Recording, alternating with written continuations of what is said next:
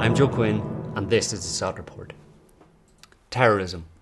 Can you remember a time when that wasn't a household word? To be honest, I'm pretty pissed off about terrorism and the alleged terrorist threat. But I'm not pissed off at the terrorists. What I'm pissed off at is the fact that major Western governments and media corporations have spent the last 10 years attempting to shove the purported reality of Islamic terrorism down my throat, and your throat. You see, having done a lot of research into this threat, having scrutinised the details, it has become pretty clear to me that the terrorist threat does not, in fact, exist, at least not in the way US and Western governments would have us believe. That's why I'm pissed off.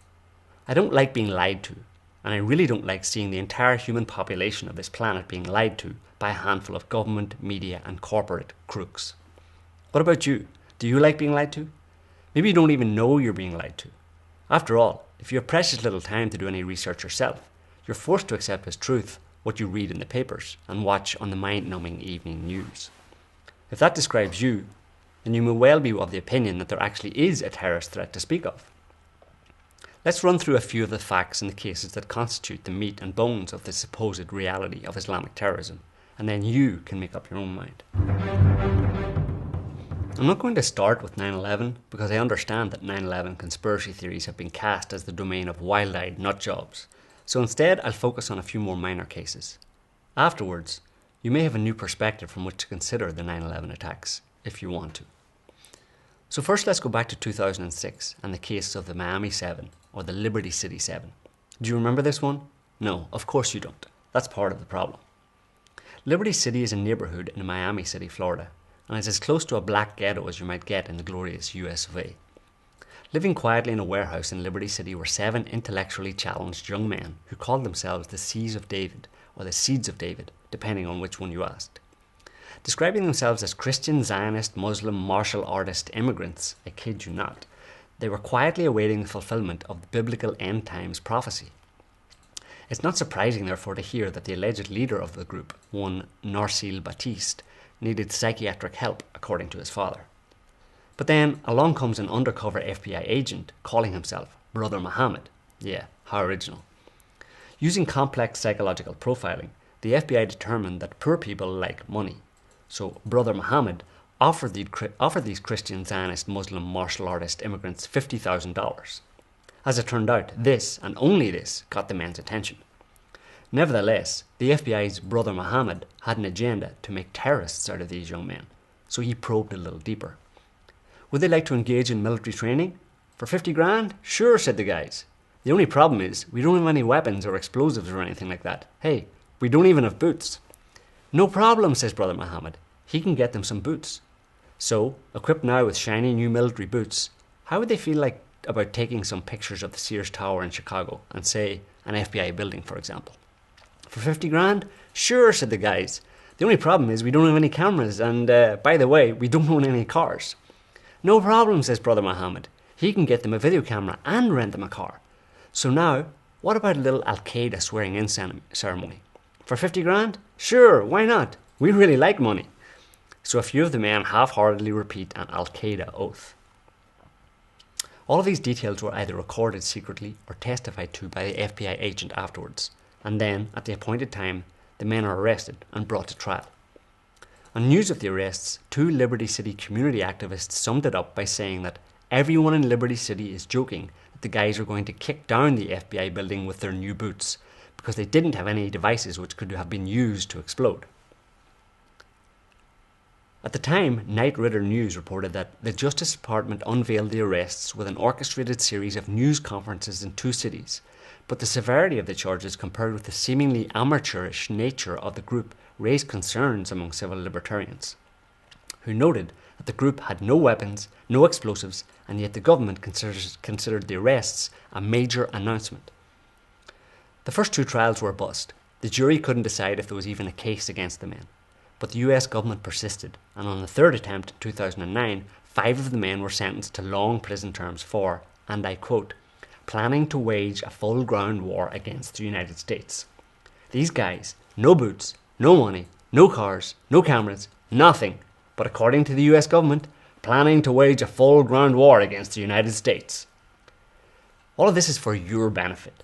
You are meant to believe that those guys were planning to wage a full-ground war against the United States with nothing but an empty warehouse and an IQ of about 200 between all of them. Moving on. The Fort Dix 6, remember that one? Of course you don't. 6 guys sentenced to long prison terms in December 2008 for terrorism and conspiracy to harm US military personnel. Why? All in their 20s, the 6 were contacted by an undercover FBI agent, and having literally no plans or resources to wage any terror campaign, the FBI took them through almost exactly the same process as the Miami 7. One of the Fort Dix 6 even called the police and told them that a man, the undercover FBI agent, was pressuring him into obtaining a map of the US military base at Fort Dix, and that he feared the incident was terrorist related. Yeah, pretty much. What kind of terrorist calls the police and tells them that he's afraid he might be pressured into terrorism? Does that sound like a wild-eyed terrorist to you? Nevertheless, 5 of the 6 were sentenced to life terms in prison. The Portland 7, the Newburgh 4, the Temple Terror Plot, the Houthi militia, and on it goes. Literally dozens of terror events that have subtly framed your erroneous belief that there actually is an Islamic terrorist threat. Look them up, and you'll quickly realise that they all involve the FBI approaching vulnerable and often mentally unstable young men and taking them through a process that they would never have independently followed, whereby they are essentially entrapped and ultimately accused of being very unlikely terrorists. You want an example of something a little more recent? How about the underwear bomber of 2009? Umar Farouk Abdul Muttalib, the 23-year-old who was escorted through security checks without a passport at Amsterdam airport by a well-dressed man, who appeared on the plane drugged according to passengers, and then tried to set fire to his underwear in flight. The conclusion? The Muslim terror threat is real, of course. A few weeks ago, the Portland car bomb plot. Here was a teenage Somali American, Osman Mohammed, taken through the same FBI grooming procedure over a 6-month period. Think about that. The FBI needs 6 months to convince one naive teenager to become a terrorist. Surely they can do better than that. It was revealed that Osman had little terroristic inclinations other than juvenile bravado and absolutely no resources to carry out any attack. The FBI agent, posing as a terrorist, recruits him for an alleged attack on the Christmas tree lighting ceremony in Portland, Oregon. The bomb is 6 empty plastic barrels in the back of a van. The kid's role is to dial a cell phone number to set off the bomb from a nearby car. When he dials the number and the bomb fails to detonate, the FBI agent sitting beside him suggests that he get out of the car for better coverage, at which point he is arrested. That was the sum total of this young guy's involvement, other than being manipulated by the FBI. But here's the problem. The only thing that you know or hear about such events is headlines like Somali-born teen plotted car bombing in Oregon. This is a load of bull, but that's the way this story was reported over and over again. But get this, Arthur Balazan, the FBI supervisor in Oregon, told the press that the threat was very real. Then we learned from the White House spokesman Nick Shapiro that President Obama was aware of the FBI operation before the arrest, and that he was assured that the FBI was in full control of the operation, and that the public was not in danger.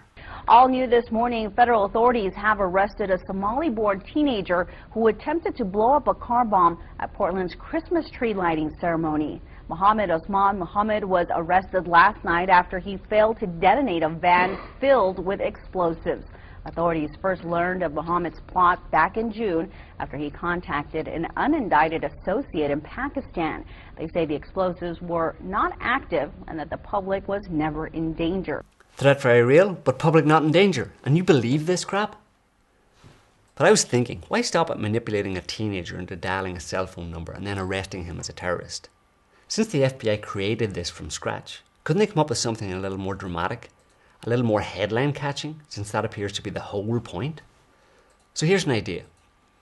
With Obama's collaboration, the FBI could assure a date at the White House. Then the FBI finds some disaffected, psychologically troubled young African American, takes him through the normal process of offering him money, swearing him into the FBI's branch of Al-Qaeda, and then they tell him that the plot is to kill the president. They could give him a plastic replica gun and, on the appointed day, lead him into the Oval Office and have him point the gun at the president and pull the trigger. Then they have security jump on him and, hey presto, 3 solid weeks of headlines screaming, Muslim terrorist attempts to assassinate the president. The Portland car bomb plot was, like virtually all others, manufactured and orchestrated by the US government. Look at the details and you cannot reach any other conclusion. The tactic of turning ordinary people into terrorists is, however, nothing new for the FBI. As part of the counterintelligence program, or COINTELPRO, in the 50s, 60s and 70s, the FBI used the very same tactics against human rights and social equality groups such as the Black Panthers. City Police Department had infiltrated the Panther 21, and the highly publicized, highly touted trial of 21 members of the Panther Party for allegedly plotting to blow up department stores turned out to be a total hype, entire harassment, entrapment by the FBI, where it was revealed that FBI agents had infiltrated the Panthers, and the people behind any ideas of a plot to blow up anything were all government agents. All of these staged terror attacks constitute clear documented evidence that the US government is more than willing to manufacture terrorism in order to pursue its long-term agenda of population control and war. In light of this, I'd like to know why it is so hard for people to accept the possibility, just the possibility, that the 9/11 attacks were also an act of manufactured terrorism. It is vitally important that you understand the truth about government manufactured terror threat. Why? Because it is the root cause of almost everything else that is going wrong on this planet today. The banking crisis, rising unemployment, mortgage defaults and loss of homes, the terror threat. Because the terror threat led to the illegal invasions of Iraq and Afghanistan and the $1 trillion that those bloody adventures have cost the US economy so far. Restrictions on freedoms, airport gropings and Nazi-style airport security, the terror threat. 1.5 million slaughtered civilians in Iraq and 1.2 million in Afghanistan, the terror threat. And then there is this. Yeah, Roger, I just estimate there's about 20 of them. There's, yeah. Oh, yeah. Correct. Vantage 14, route 33. I don't know if that's... Neighborhood Smith Element, copy that white 6.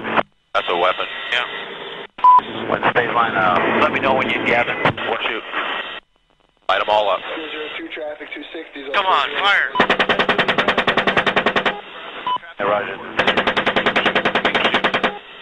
Keep shooting. Keep shooting. Bushmaster, two things. Bushmaster, two things. We need to move time now. The Hotel 26, Crazy Horse, 1-8. Oh yeah, look at those dead bastards. Nice. 26, Crazy Horse, 1-8. Roger, that's a negative on evac the two civilian kids to Rusty. They're going to have the IPs link up with us over here, break. And IPs will take them up to a local hospital, over. That's your copy, over. After that, white to tell.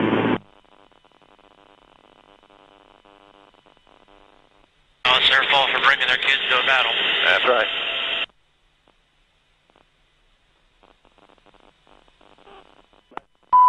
Roger. Break. Crazy Horse 1-8. Request permission to engage. I'm picking up the wounded. Yeah, we're trying to get permission to engage. Come on, let us shoot. A Bushmaster, Crazy Horse 1-8. They're taking him.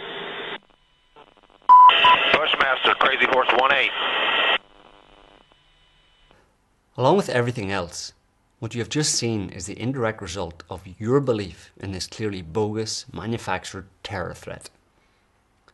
There are two wars being waged: a physical war against innocent people and a more subtle war for your mind.